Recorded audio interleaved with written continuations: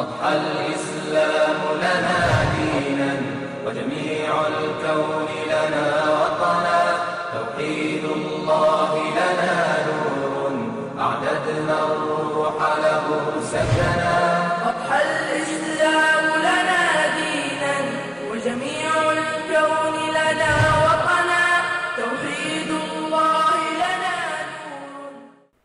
So Amar radhiyallahu an nagu sumbala aloksian na miyaka sagad siram mambusa tanto masupi ita siksa.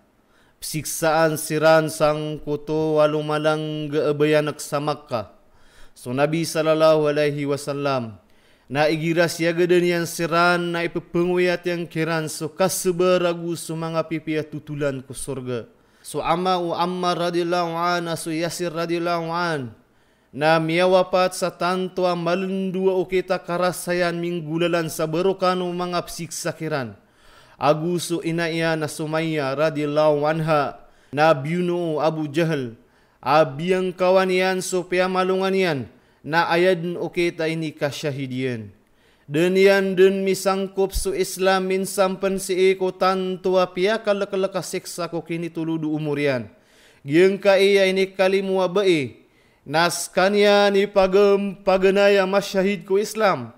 So pagem paganaya masjid ko Islam na pimbelayo Ammar radhiyallahu an. So kaya tugalin Nabi sallallahu alaihi wasallam sa Madinah.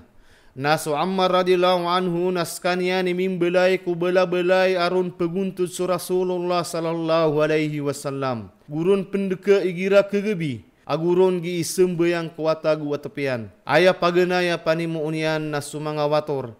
Na urian niya na pimbelay niyan sa masjid sa Quba. Miyaki tidawas kanyan ko mga ridwayo Islam sa tanto mabababaya agumana naguntaman. Miyaka isa nagiis kanyan makitidawa. Napi teruyan sa ukita kabababaya. Magaan akan den mituunas sa mga ginawayakan. Ketuon akan den sa Muhammad sallallahu alaihi wasallam agus sa mga bulayo kaiyan. Oriano to na miyang niskanyan sa ig na ayam minibagay ron na gatas. Kinuan yan na piteruyan. Miya nagakan so Nabi sallallahu alaihi wasallam magiinian rakan teruon. So gata si muri-puri yakinum ka ko kawiyag-wiyag ka sa dunia. So minimburs kanyan ko oriano to. Taman sa miya kawanian so sisinganin niya na kasyahid. Skanyan sa mauto na aya umurian na siyaw puluwagupat.